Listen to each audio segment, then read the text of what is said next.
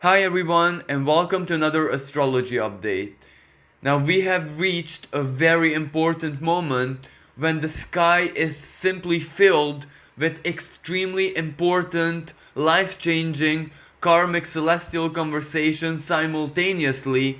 There is so many different facets and sides to this energy, so there is very much to talk about, a lot of things to take into consideration, both individually and collectively, because this is a moment when everything that is going on individually in our personal lives, regardless of what is going on the world stage, that is having a very massive impact on us. But indirectly, even if it has absolutely nothing to do with outer reality, well, it can still influence it, and of course, vice versa. It doesn't matter how much we try to stay detached, whatever is going on the world stage right now, it is impossible to leave us totally indifferent, because very shocking events, very shocking twists and turns of fate are entering reality. So all of us, at least, we have to look at it as an observer. But of course, this is the kind of energy where for some people, there is no other way but to get immersed into it. This is like a flame to the moth. And one of the biggest and most important celestial dances is Mars meeting Chiron in the sign of Aries. And on one hand, this is the home sign of Mars, sorry. This is where it is extremely strong, extremely potent. Mars, even regardless of which place in the sky it transits, even if it's signs where its symbolism is minimal, like for example Cancer, where it is debilitated, or Pisces, where it is simply suffocated and drowned, it is still the activator. When Mars touches any point in the sky, it activates its energy, and its manifestation is simply instant. So when it meets Chiron in the sky, Chiron is our wounds. And in the sign of Aries, it is our ancestral wounds, our ancestral trauma, those events which have left such a deep and massive impact on us. May it be trauma, may it just be a wound, may it even be just something that has to do just with yourself, relation with yourself, something that you have or haven't done for yourself in this life. Either way, the impact of those events is already deeply rooted into our instincts. It has left such a massive impact on us that it is very much alive in our instinctual self. So that represents the reptilian brain, basically, where our instincts are being controlled in a very material way, as in the physical brain. But on the other hand, it can simply represent all the traumas, all the wounds, the hurts that we inherited from our ancestors, because chances are everyone alive today has an ancestor, someone has suffered great injustice or has lived in a period of time when the world was a big chaos, for example, the First World War, or anything similar. So, of course, those wounds have been, transmitted through generations, and some of them are very much alive inside of us, even if we are absolutely outside of that. So this energy of Mars meeting Chiron in the sky simply evokes all our wounds. But it's also a celestial invitation of healing. May it be a healing journey, may it be just a retrospective look, may it be the need to reach out to a highly trained specialist to offer us some kind of therapy, some kind of advice, the energy of compassion which can simply catalyze our healing. And for some of us who have already healed these wounds, who are already aware, who are already aligned, this can represent simply an awakening of those memories, an awakening of our healing journeys, revealing to us where we started from, who we were, how our wounded selves managed their lives, their relationships, and of course their relations with the self. And of course that reflects and contrasts our present situations, just how far we have come, how totally different life is when we stand from the position of regeneration and healing, when we do not allow our traumas and our wounds to force us to be the victim, to see life, our reality, even our spirituality through the eyes of the victim. So basically, this can also represent that Mars gives us the courage, it gives us the will, it gives us the determination, and basically a very healthy sense of pride not to associate with the victim anymore. This is where we actually have the courage, we have the inner power to say whatever was, we can accept it, we can own it. We are no longer fighting against our current reality or our past. We accept it, we take ownership of it, and that also gives us the right, the power, and the impulse to change it, to transform it, because we can only transform something that we own, something that is ours. For example, when an artist wants to refurbish something, wants to add a little touch of its own personality onto it, well, first of all, the artist has to buy it, so it owns it, it is in their possession, and when it is in their possession, they can do absolutely anything they want to it, they can beautify it however they feel like, and basically our wounds and our wounded self is the same. We have to own it, we have to acknowledge it, we have to accept it before we can change it, before we can transform it. And just like Pluto, Mars is its lower octave, it is its lower expression. So if Pluto is the power of transformation, well then naturally Mars also possesses the quality to transform, especially that it is the ancient ruling planet of Scorpio, and it has everything to do with alchemy and transformation. And basically sometimes healing, sometimes closing the wound is not as much as regeneration, but transformation. Because sometimes we have to adapt ourselves and our situations, our lives, our routines to enable the regeneration and the closing of the wound. This is where we actually have to embody the healer, we have to embody Chiron, we have to be understanding with ourselves, we have to be compassionate to ourselves, we have to know the psychology of a wounded person so that we can provide the care, the nurture, the understanding, and the love it takes for a wound to care. Because it doesn't matter what nature our wounds are, we still have to embody the healer. And a healer always, regardless of how it heals.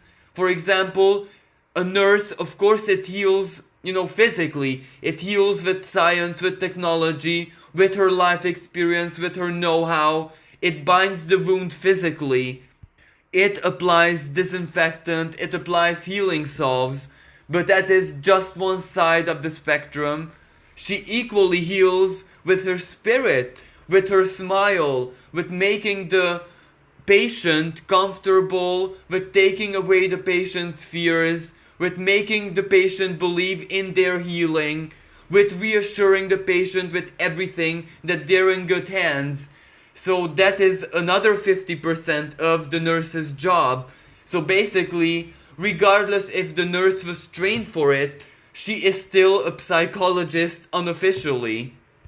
So this Chiron, especially in the sign of Aries, in the sign of our ancestral heritage, of who we are instinctually, of who we are based on our genes and what we inherited from Mother Nature, we are being called to be the nurses, we are being called to be the healers. And the experience of our own healing journeys is actually what makes us true healers in the world. And it, even if we don't embody the healer archetype, it is no problem whatsoever, because all of us are blessed with a little bit of spiritual, psychological first aid knowledge. We don't have to be miracle workers. All we need to learn is how to be there for another person when they are wounded. So if this period evokes your traumas, your pains, everything that has been going on in your life that hurt you, that took away your confidence, that upset you, that shattered your soul, regardless of from where this negative or traumatic experience comes from, may it be your relationship, may it be your childhood, may it be your parent or a parent, may it be one of your bad choices, your uninspired actions, may it even be as mysterious as sourcing from a past existence, or simply the karma of your ancestral heritage. It doesn't matter the nature of the wound. If all of this is being evoked right now, if it enters your memory, if you dream of it, if you're just, have deja vu moments, or it is like an inner volcano erupting where this, your own psychology, your own unconscious is revealing all of these things to you. How you were wounded, when you were wounded, the wound itself, the memory of the suffering, the memory of the pain. It's not trying to hurt you. It is not trying to bring you down. It is simply revealing to you how far you have come.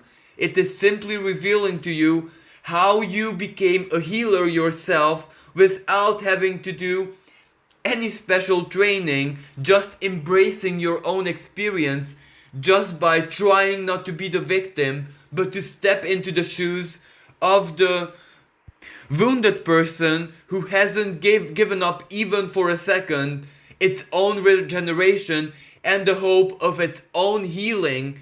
And basically, the sky is telling us through that there isn't any wound that cannot be closed. The scar will remain, of course, forever. Or, some of us, symbolically speaking, of course, spiritually, we might lose a limb, we might lose a body part, we might be a little bit shattered and broken, but we can still glue ourselves back together and function even better than we have done before. And basically, our wounds, our scars, our shattered, glued back together soul can be a symbol of beauty.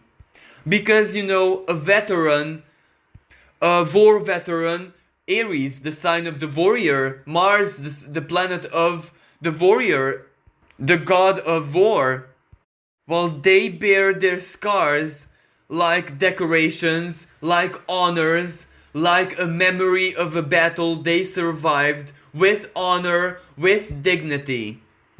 So when you will get to that point of your journey where you find your scars and the memories of your pain and hurt and traumas to be beautiful, to be ennobling, if the beauty of your own survival, the gentleness, the miracle, the passion of your survival, when the memory of all of it is no longer placing yet another dagger in your heart, but rather tears of joy, tears of deep gratitude for yourself, for your spirit, for the human that you embody, for the inner child who went through all of that, well, then you're already a Chiron. Then you already have a divine diploma handed down to you from the spirit that congratulations, you already learned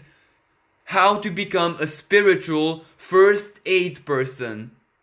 While for some, it's not just first aid, for some it can be, well, they graduated spiritual medicine school. They are a living, breathing Chiron in physical reality right now. Of course, there is a totally different side of this energy, because, as I said earlier, Aries is the sign of the warrior after all. So basically, this can also represent for other people, especially those who embody the warrior archetype. Well, wounds, scars, pains, and traumas can be a very authentic source of power, source of courage, source of endurance. As I said earlier, the war veteran wears its scars like jewels, like decorations. For a war veteran, the scars and the lost limb, the lost eye, the lost body part is a testimony of its power, of its mastery, and of course that the divine force and nature promoted its survival. So, the pain and the scars and whatever happened can be like a battery, like a psychological battery, because you survived the hardest and harshest moments of your life. Well, then there is nothing you cannot survive in the future. Naturally, of course, this can also have a very negative representation. For example, pain, traumas, hurts, memories of past injustice are also a battery and a fuel for vengeance, for hatred, for non-forgiveness. But that is basically the not so pleasant expression of the wounded healer. For some people, their healing journeys are gonna turn them into aggressors. Like, for example, a psychopath or a serial killer. Well, their wounds haven't actually turned them into healers, but it turned them into a force of reckoning in the world. They are the ones who bestow a new dimension of the same wound they received, amplified 100 times. They survived their own wounds, but their own victims are definitely not gonna survive it, because they refined their own experience and they turned it into basically a portal of violence, a portal of hatred in this world. And even they are divine, because nothing basically can take place without the express permission of the divine. And since the divine protects free will is the most sacred and holiest representation of its own creation to the divine. So of course they are allowed to choose as they feel like. If they have chosen to become their wounds and, embody hatred and become a psychopath basically, some might argue that it's not a choice, that it is an illness, but I do think that at least a little bit is a choice. Because if you have the intelligence to hide it from other people who you truly are, well, then you also have the same intelligence to make the choice to go to a therapist, for example. But the essence is, well, that they are also divine, and they also represent the divine will in the world. So someone has to embody the aggressor, someone has to embody the power of death in the world. So we cannot judge anyone really. It all depends so very much on your own choices and psychological configuration, and on your own psychological transformation throughout this life and throughout your destiny unfolding in this lifetime, of what Chiron actually turns you into. So yes, it most likely it wants to turn you into a healer, but it all depends on your own choices and your own life philosophies and life views. And since both Mars and Chiron are sextiling Venus in the sign of Gemini just after her retrograde ended, well, this is a celestial invitation to share our wounds, to share our stories, to write and talk about however we went through our darkest moments of our lives, of our existence, however we processed our woundedness, however we navigated out of victimhood, because our stories bear inspirational power, and sharing our own experiences, well, we might inspire, and actually our words can heal, encourage, empower, give them strength to those people who are going through the same things right now. So this is where your story, and however you coped with your wounds, with your traumas, wherever Chiron struck in your life, while sharing that, promoting that, creating the message, and putting it out in the world can have such an inspirational value and actually healing value in the lives of others. So please share your story. Please talk about your own healing journey. Share it with the world. Share it with whoever you can, especially if your story is truly inspirational when you were defeated by life, when you were defeated by destiny, when you were defeated by everyone's society, and you still rose above this. Well, you have to share how you did that, because your story is basically magic. Your story is a testament of how the divine can turn any situation around through an infusion of faith and hope and the inner warrior. Like, for example, I know that personally I'm a negative example of this. I don't embody this because I have the impression that each and every time when I would like to speak about myself and my story, I would just poison people with my toxicity, because my story is tragic, my story is sad, and I would just reflect in the world that there is no justice. No matter what you do, you're still gonna be and remain a no one for the rest of your life. So that is why I don't share my story. But don't be me, don't be a sore loser. Have the courage and the faith to believe in yourself, in your divinity, that your story is actually a gift to the world, a divine gift you place in the hands and in the hearts of others. Have the courage, dare to become an inspirational force in the world, because your story is the power of faith, because it is beautiful, because you rise triumphant.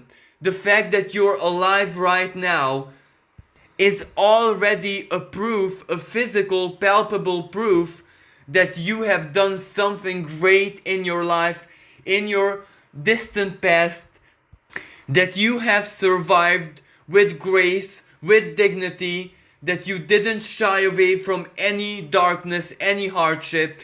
You are here, and now you are a king, a ruler, a true veteran warrior in your own right, and you're a force to be reckoned with, a force who promotes healing, a force who promotes hope, a force who promotes inspiration.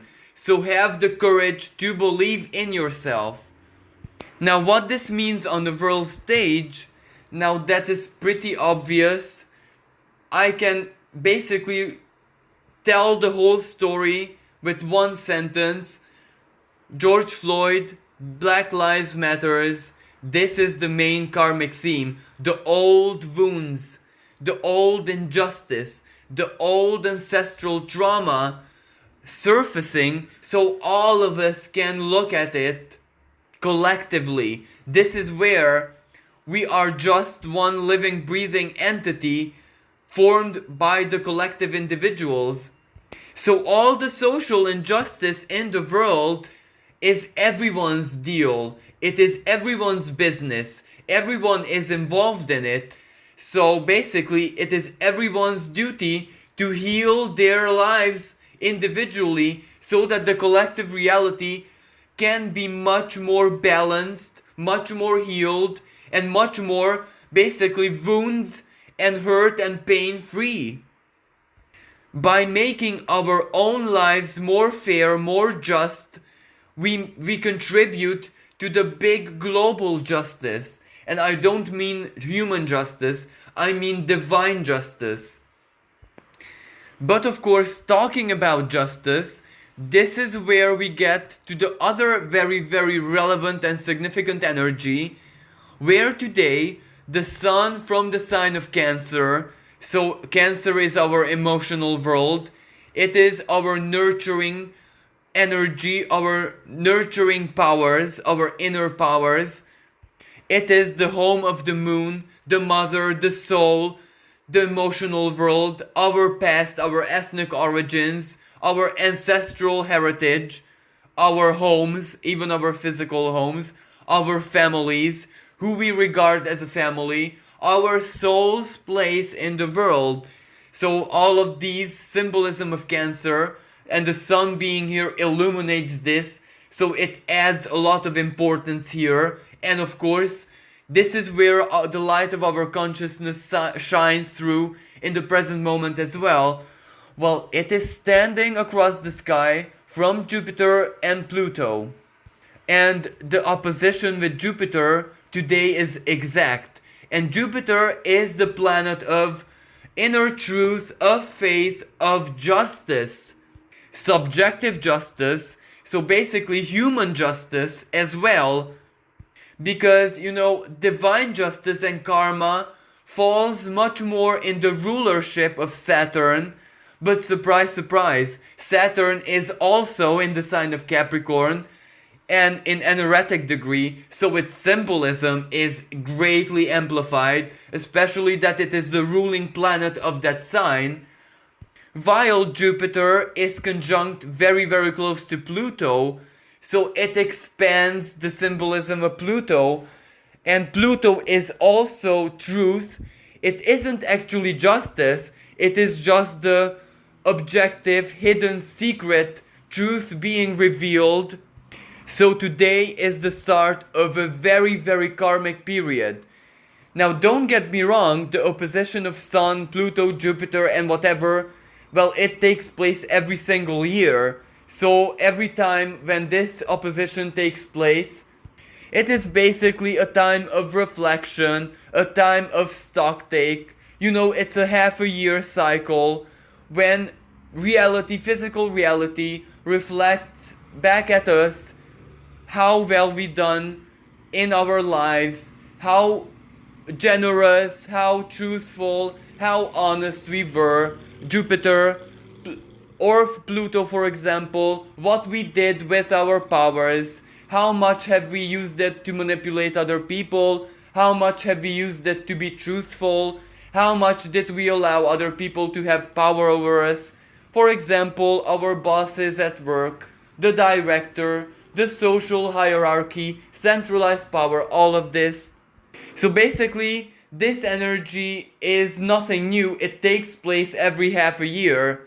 But this moment in time, today, well, it is extremely special because Jupiter and Pluto are in 22, 23 degrees of Capricorn, where January's very, very relevant and powerful karmic energy lingers.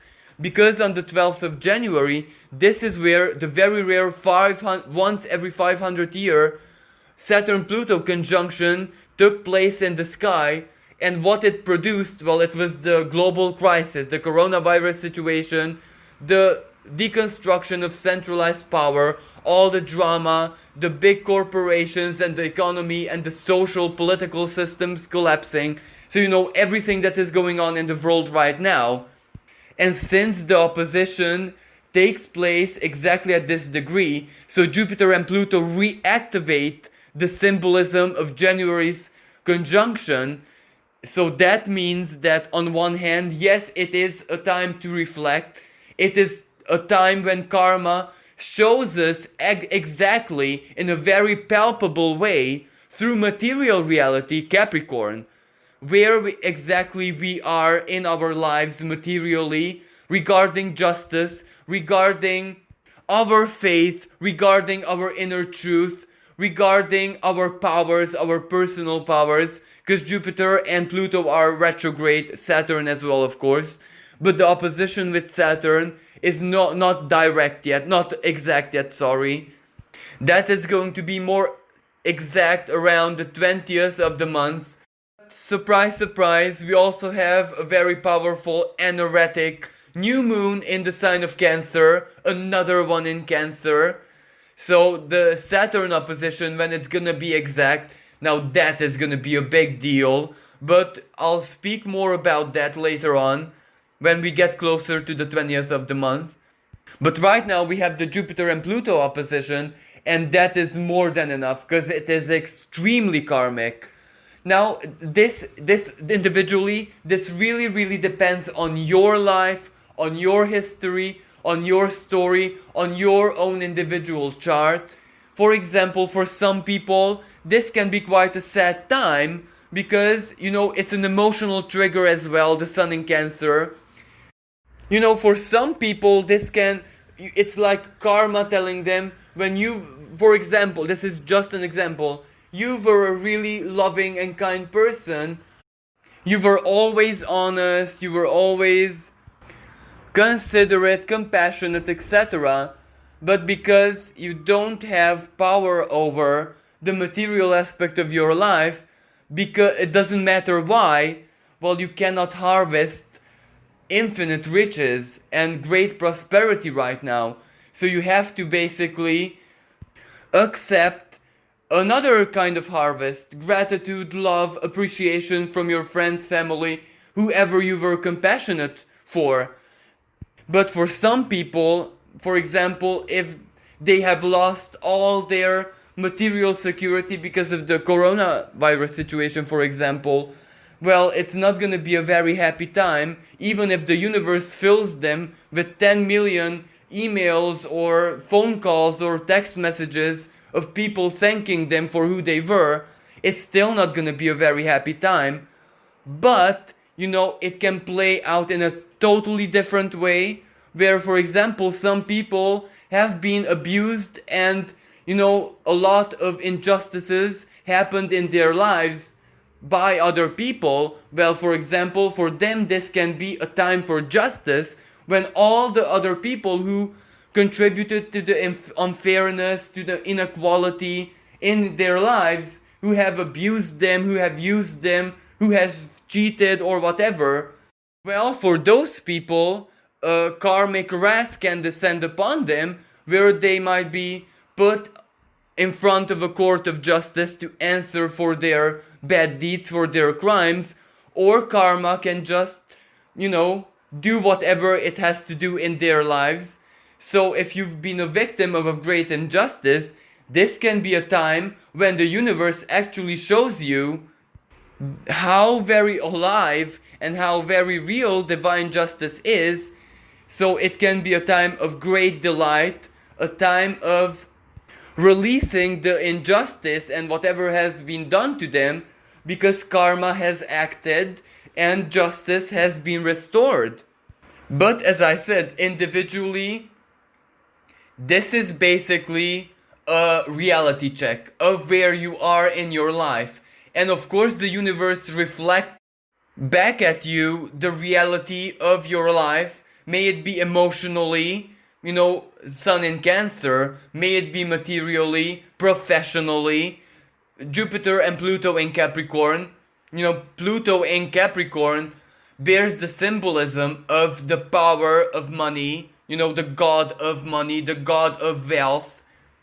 But ultimately, since it is in opposition, these two planets, as in respectively the Sun and the Capricorn planet, are trying to balance their symbolism and their effect in our lives individually out with one another. So whatever information or clarity or, a karmic picture of where you stand in your life, whatever is being revealed to you, that information is meant to give you the means how to balance your life out. If you have to change anything, if you have to transform anything, if you have to believe in yourself and your story even more than you do, well, that can be reflected, revealed to you.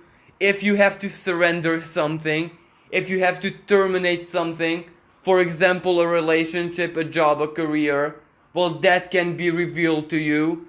Just don't expect the universe to do this in your place. Of course, for some people, it can very well be divine intervention depending on their own personal charts, but usually it is just a big picture being revealed to you so that you can act, so that you can make choices, so that you can make compromises, so that you can take an action to work with your situation. While for other people, it can be as simple as just continue the good work that you have been doing. It can be as straightforward as that. But it highly depends on your own personal situation, what Jupiter, your relation basically, to the symbolism of Jupiter and Pluto. Now, collectively, this is a totally different story because collectively it's pretty straightforward, and I think the symbolism of the Sun opposing Jupiter and Pluto, and just Jupiter and Pluto being conjunct in themselves, that is already enough, even without the opposition, to reveal all the secrets, all the most painful truth on the world stage. Pluto has much to do with power, abuse, and sexuality. So of course the pedophilia and the child trafficking and all these heinous and unpardonable crimes are being revealed to all of us. And this is where it's divine intervention. So let's not even mistake it for anything else. This is divine intervention. So even if mainstream media or even the whole world would like to hide this with all their strength, you cannot fight against the divine. You cannot fight against the Saturn-Pluto conjunction which took place on the 12th of January. No one has power over it, just like 500 years ago when it took place once more. The Pope, in all its experience, in all its glory, and here I don't really mean the Pope as a person, but the Pope as an institution, someone who had power, someone who held all the books, all the ancient knowledge in the world, it still couldn't lift a finger against the Saturn and Pluto conjunction, which coincided with the Protestant reformist movement, and also the outbreak of a very mysterious plague recorded by historians of that era. So the Pope, the institution of the Pope, legally and socially speaking, it was massive. It was, even more sovereign and regarded by everyone in the world as much more sovereign than what the state and centralized power represents right now, today, in the world, in our era. So basically the institution of the Pope didn't have to hide anything, because it could have done everything it wanted, regardless of morality and what people would think, because it was the sovereign power, and it still was brought down very, very quickly, almost in an instant, by the Saturn and Pluto conjunction.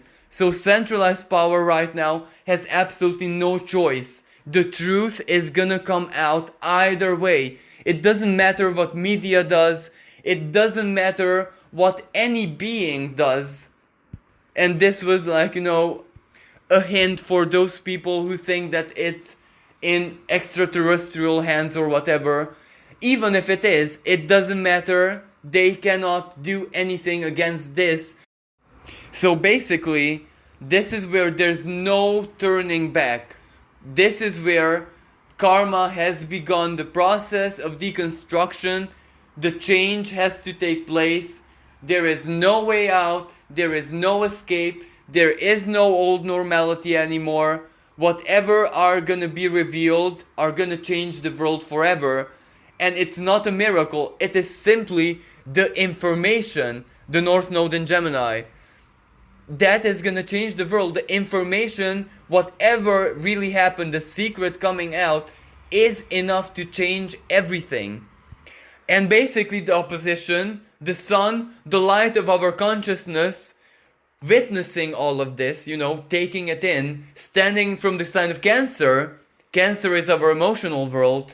Well, this is where, regardless of what the mind would think, some people would say, well, this is so horrible, I have to ignore it, I cannot think about this because it would upset me. This is where it's emotional. You cannot rule over your emotions. It will still trigger a response because basically that is what the divine needs.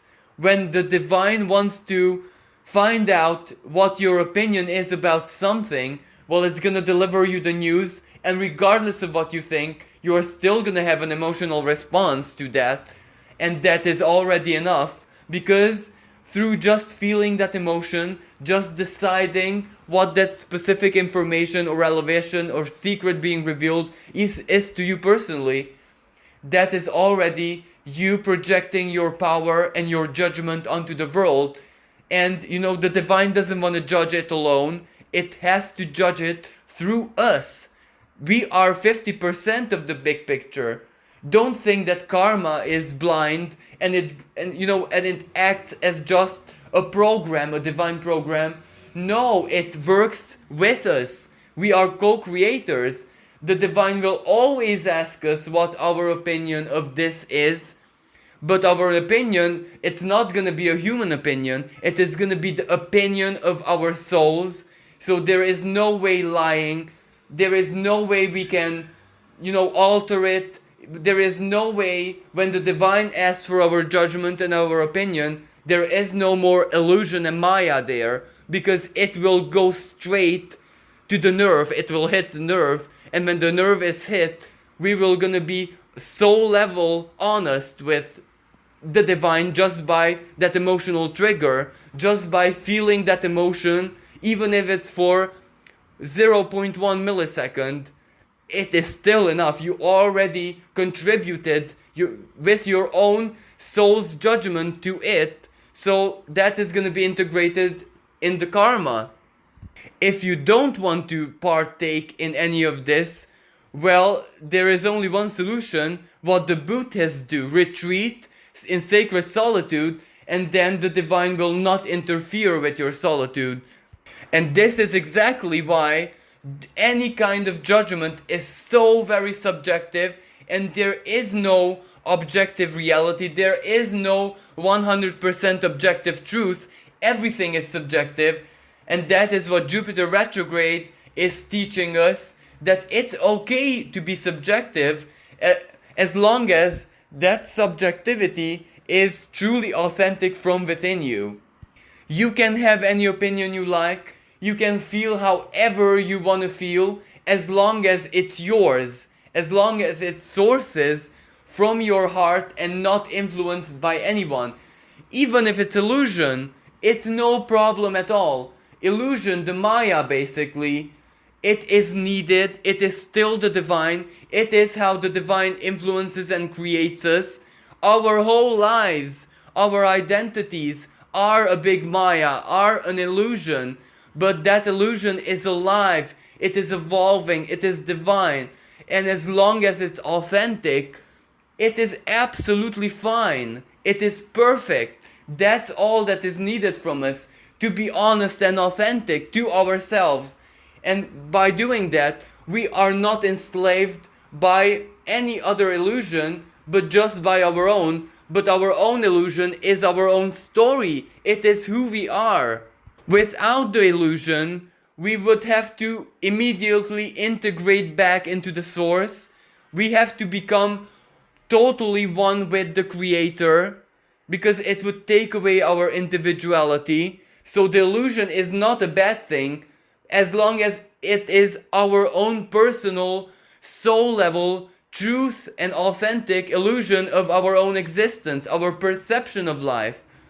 And since our perception of life is illusionary, not rigid, not fixed, not set in stone, it is changeable, adaptable, flowing, well then so is collective reality, so is the whole universe. so is even the material representation of what the universe is. Everything is an illusion. Everything is changeable. So from this perspective, mind over matter is actually something more than real. It is something that all of us have to embody and learn to do. And that is what Jupiter is trying so very hard to teach us.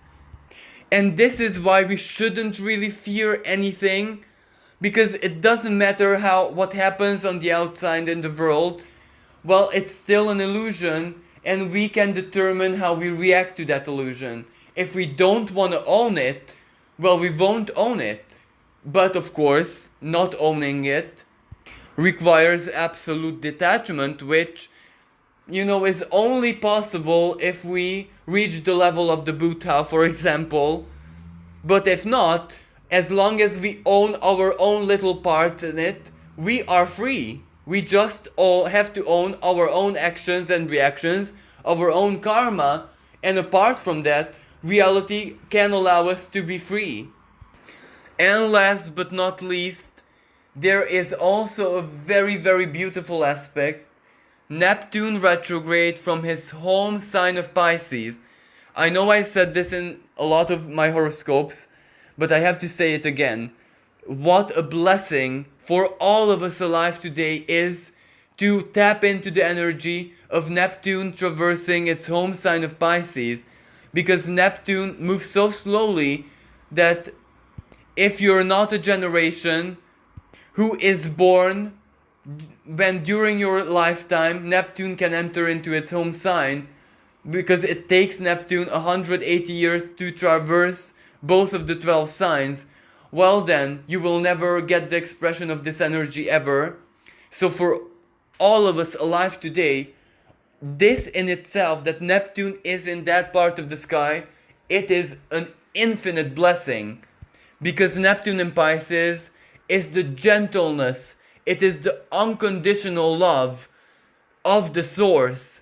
It is when, take this symbolically of course, when God has enough compassion in his heart to come down and manifest as a human being. As I said, take this symbolically. When we meet a beggar on the street, that is God asking us for our compassion and mercy.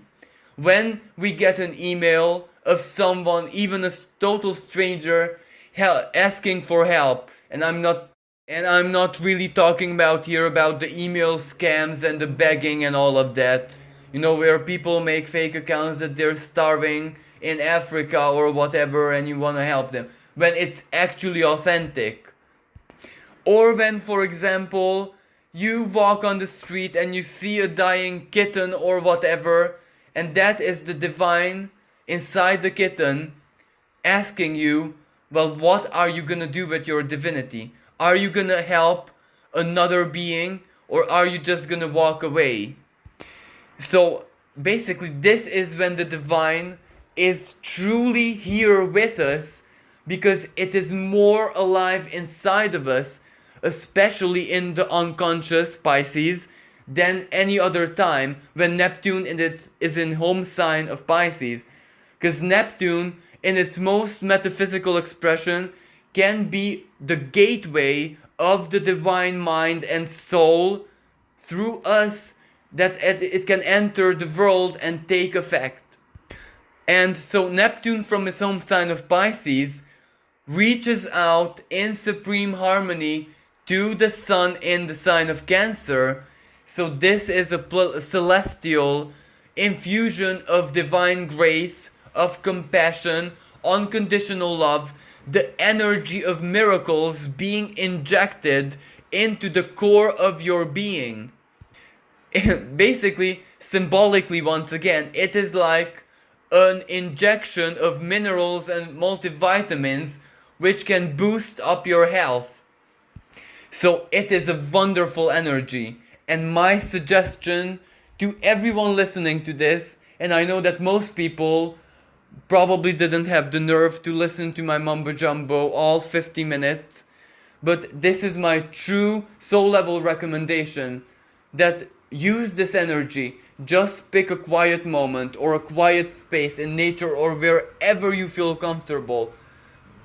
Walk, hike, exercise, do whatever it feels natural to you, but have a conversation with yourself and thank yourself for the courage it had to descend into material reality, accepting all the pain, all the hardships of life, accepting to, take on the wounds of life and not turn sour, not turn bitter because of them, but actually accept the transformation through pain to become a beautiful, compassionate, divine person who embodies the true expression of the human spirit. Thank your inner child for everything it has endured in this life and still is able to remain innocent and still smile from within you and embrace life with maximum love. Thank yourself for every single moment when you sacrifice something from your life, your time, your energy, your resources, whatever, to help another soul, to help another person, because each and every time when you did this sacrifice, you were a living God. You were the tool of the divine in the person and destiny of another person. You were the miracle in physical reality. So thank yourself. Appreciate yourself. Be generous to yourself. Be loving and kind. Because ignore the human illusion. Ignore society. Ignore the rich. Ignore that you don't have the $10K watch on your wrist. Because you have everything, that you are a divine being because you allowed mercy and compassion and love and sometimes actually severity, sometimes maybe even violence, or when you exploded with rage. You allowed the divine to act through you. So thank yourself, thank your spirit, thank the human being that you are for everything that it allowed.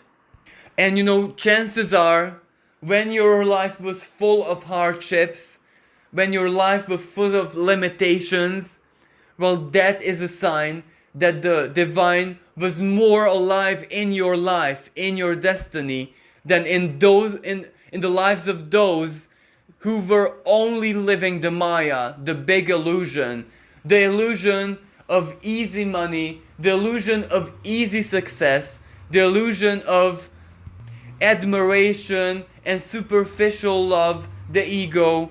Those are not blessed people. The divine is not really alive in their lives, because if anything, that is divine ignorance. The divine just says, why should I even bother? It's much easier to allow that specific person to just be happy in their illusion, because I have to use my energy on people who are processing me and my consciousness. And the divine consciousness is so powerful, and it's like a gravitational black hole, because it draws in your life all these lessons, but its intent is to ennoble you. Its intent is to make you its child, to mold you into its own self. And many times that is painful. That is very, very painful. But I can assure you that it will have the opposite moments, the moments of bliss, the moments when the divine meets you in your life, the moment when the divine gifts you its true bliss. Well, thank you so much for listening. I do apologize that this is 50 minutes long. I'm really, really sorry. I just couldn't make this any shorter because there was so much to speak about. Thank you so much for listening. Thank you for your time. Thank you for your attention. And until next time, bye for now.